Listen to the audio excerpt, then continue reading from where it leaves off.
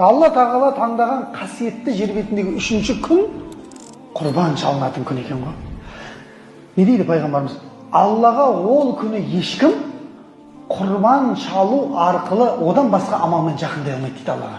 Мынау енді бізде оқиды дейміз, әйтеуір жылда құтылып кетеміз құрбан шалудан. Негізі ауыр хадистер бар пайғамбарымыздан құрбанға қатысты. Кім бір құрбан, ол қойда ешкіде болуы мүмкін, ең арзан.